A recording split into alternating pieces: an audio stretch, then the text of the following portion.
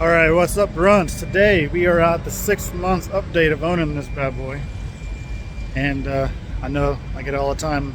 Can I get an update? Can I get an update? What's going on with it? So we are going to do that today. We're at 6 months, just about. I think we're at like 58,000 miles on it, and I've done videos on things that have gone wrong on it so far.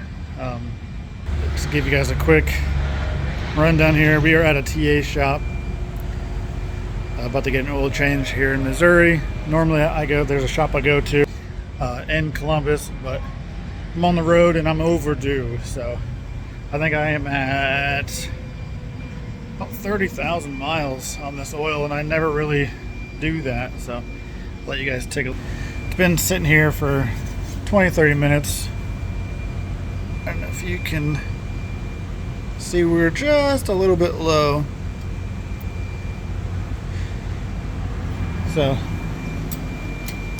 not bad for 30,000 miles. Get in there, please. Get in there.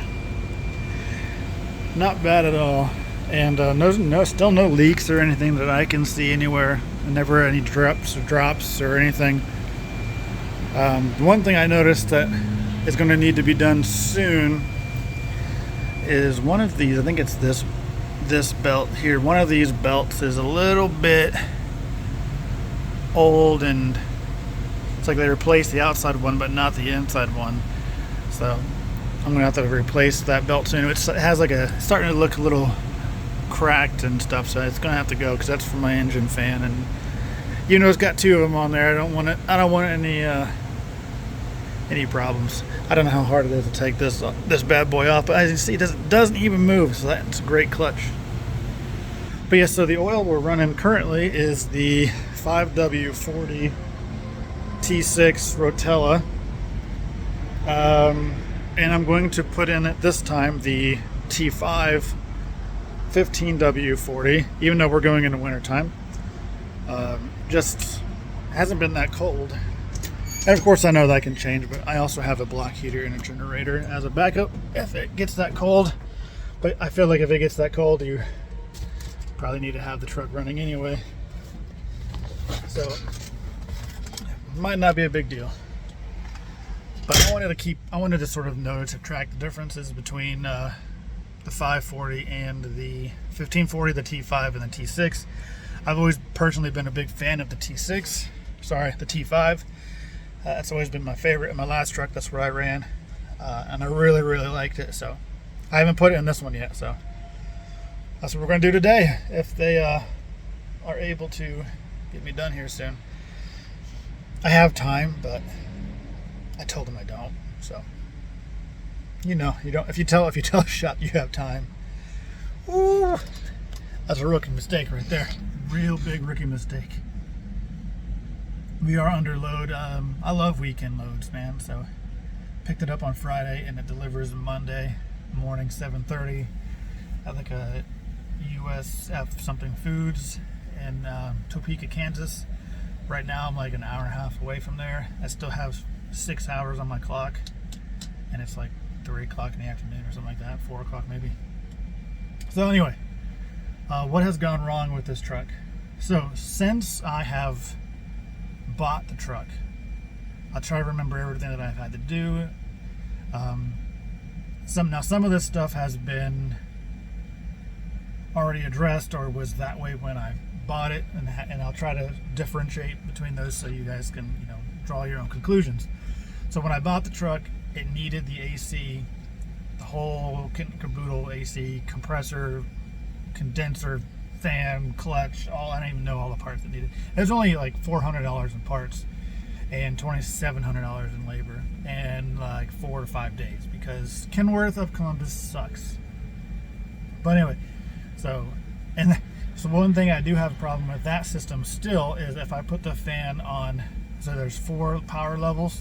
If I put it on high, it will short out or cut out. If I put it on 3 or run all day, no problem.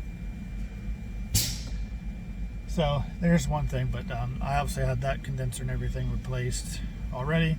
The headlight wasn't working, I replaced that. That was before I bought it.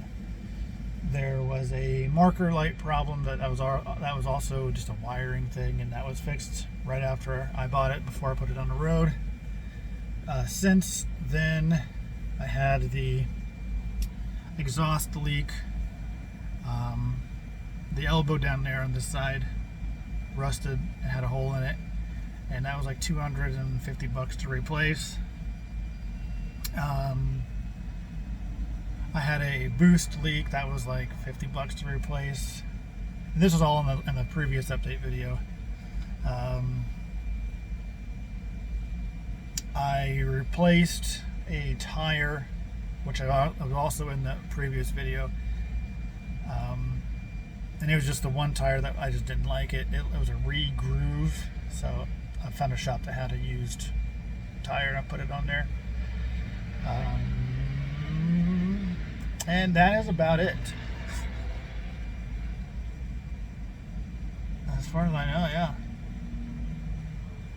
There's been nothing. My low oil light comes on. And the first time that happened, it did freak me out. I pulled off the side of the road, and I was checking my pressure. I pulled off, and the pressure was good, but the light was on. So I pulled over, checked the oil, and it was fine. So it would come on and off there for a while. So it's a sensor, because I've checked the oil every day just to make sure there's no leaks, there's nothing like that. So I mean, obviously it's burned some in the last 30,000 miles, which less than a gallon, maybe a gallon. Really, really, really good. So no complaints there. But yeah, the low oil light, and I do have somewhere an air leak. I don't know where it is. It's not audible. I can't find it anywhere yet. I thought it was an airbag one day, but it's not. So yeah, because like overnight, the tanks will drain to about 30. So, and it's not even every night that it does it. So it's weird. Some nights it'll get down to 60. Some nights it'll be almost empty. So there's an air leak somewhere, but it's not audible. So I don't know where it is. But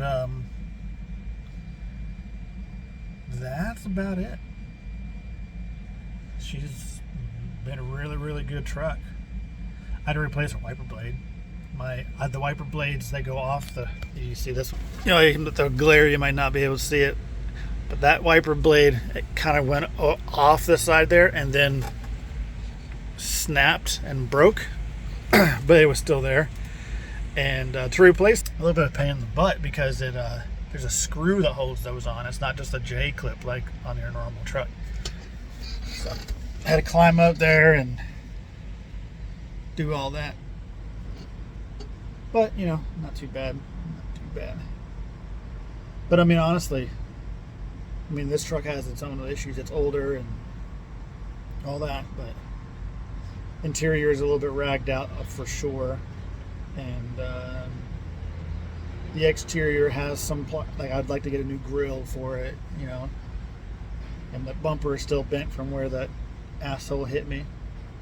So, but right now money's pretty tight, so unfortunately, some of the cosmetic stuff has to wait for the mechanical stuff. That's more important. Like, I'm going to need at least 4 tires soon. I would say in the next 4 or 5 months, I'll need at least 4 more tires. But hey, this truck has been really, really good. I've heard other people who have bought the trucks from Ohio Truck Sales, and it has been disastrous. So you got to really know what you're doing. I spent a little bit of extra money for one that had rebuild paperwork. I was able to call the shop myself and give them the VIN number and confirm that it was real, or that they really did it, that it was not fake paperwork. Because I hear stories about that too. So, can you find one out there that's good from there? Absolutely.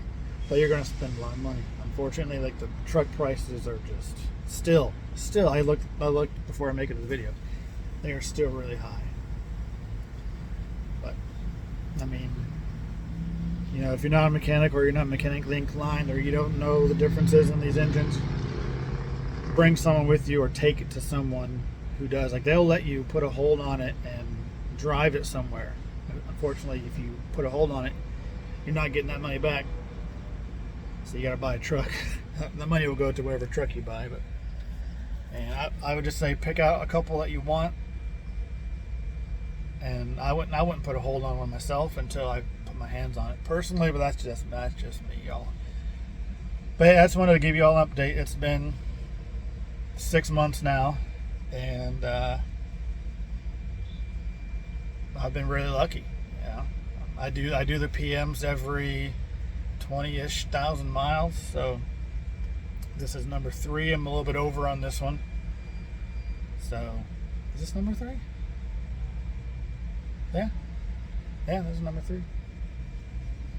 So I was doing it out of my shop where I would buy my own oil, the 5W40, and I would take it there, and then because they have cat filters and everything there, which was really, really good. But I always had other things to do as well there.